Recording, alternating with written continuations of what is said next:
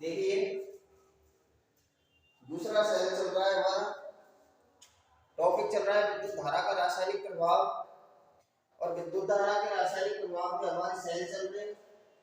Cell में पहला cell था गोल्डन सेल और अभी दूसरा है डेनियल सेल। डेनियल सेल किसे कहते हैं? देखिए 1836 में प्रोफेसर डेनियल ने 1836 में प्रोफेसर डेनियल ने प्रयोगशाला में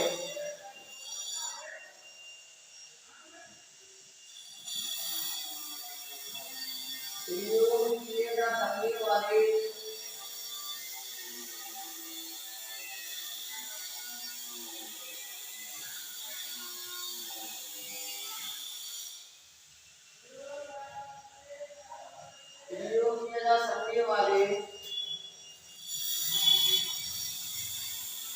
सेल का निर्माण किया। सेल का निर्माण किया वैज्ञानिक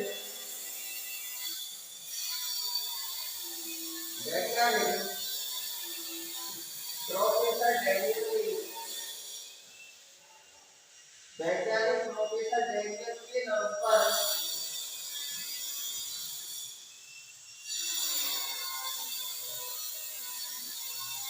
इस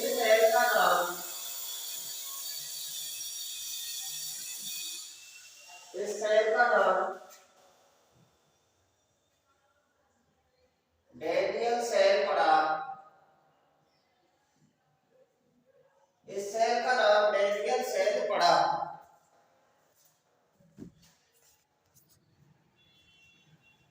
डेनियल सेल पड़ा। इसमें एनोड के रूप में तांबे का एक बेलनाकार पात्र सामने लिया जाता है और बर्तन के ऊपर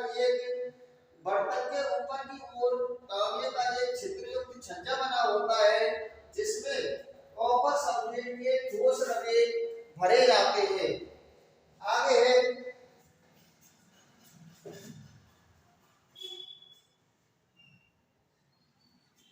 इस सेल में कॉपर सल्फेट का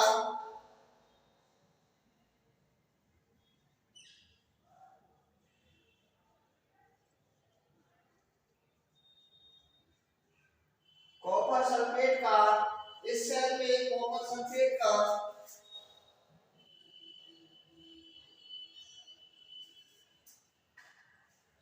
सल्फेट का घोल इलेक्ट्रोलाइट के रूप में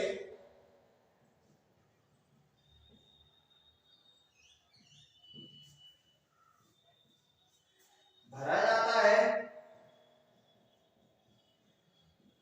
इलेक्ट्रोलाइट के रूप में भरा जाता है।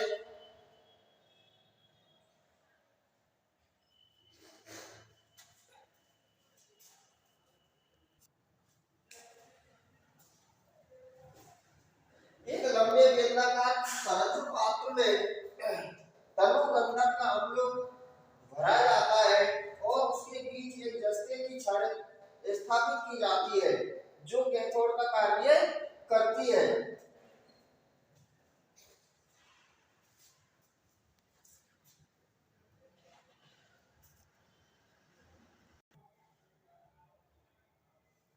ये हमारा ये डेनियल सेल है।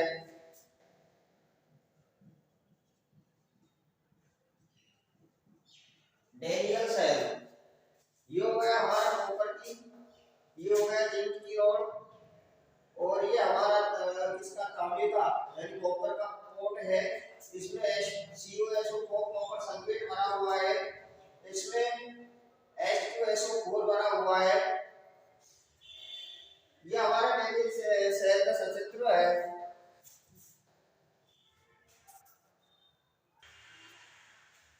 अगला है रासायनिक क्रियाएं यानी इलेक्ट्रोलाइट H2SO4 में हाइड्रोजन के धन तथा सल्फेट के ऋण आयन उपस्थित होते हैं। H2SO4 इसमें 2H प्लस का प्लस SO4 माइनस का। कैथोड पर और एनोड पर निम्न क्रियाएं होती है। ZnPlus H2SO4, जिसमें ZnSO4 plus H2 hydrogen gas मुक्त हो जाती है इसमें, N पर CO2SO4 कॉपर सल्फेट, इसमें प्लस H2 यानी H2SO4 plus SU copper sulphate. इस प्रकार कैथोड पर मुक्त हुई हाइड्रोजन कॉपर सल्फेट से क्रिया करके तांबा तथा गंधक का अम्ल पैदा करती है। यह हमारी रासायनिक क्रिया है।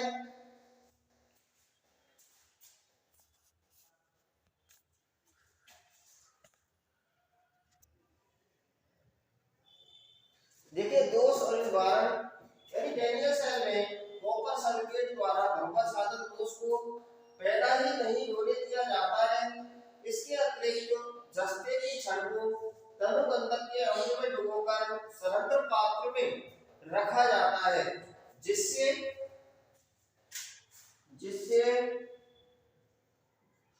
स्थानीय क्रिया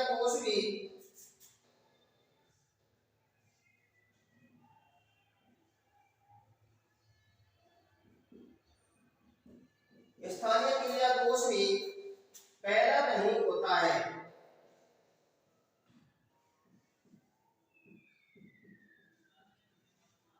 पैदा नहीं होता है।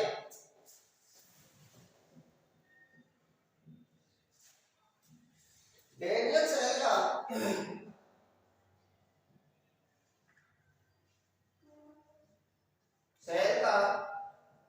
विद्युत वाहक बल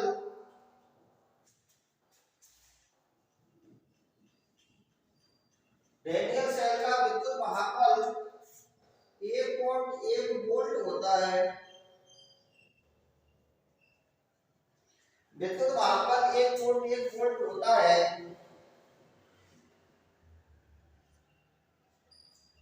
जो स्थिर रहता है।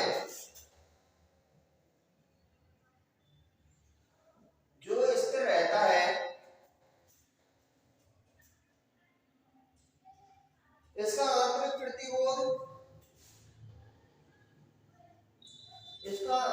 प्रतिरोध 2 ओम से 6 ओम होता है। 2 ओम से 6 ओम होता है। इसका उपयोग प्रयोगशाला में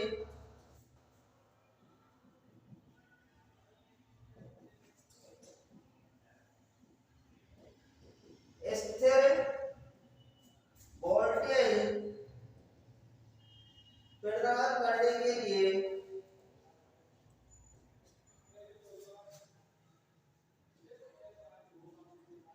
किया जाता है।